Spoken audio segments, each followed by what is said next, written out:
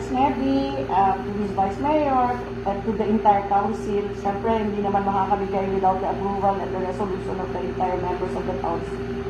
And also to all the people of Muntinlupa. Maraming salamat po sa tulong nyo.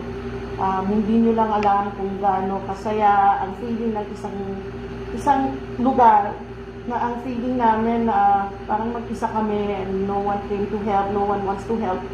Pero biglang may dumating, meron pala somewhere out there na may pusilak na puso. We're sure for a fact that some of the people will never understand the reason behind bakit tumutulong ang isang city to another city. Pero yun nga sabi ko, once you are blessed, it's moving forward and giving back the blessing that you receive.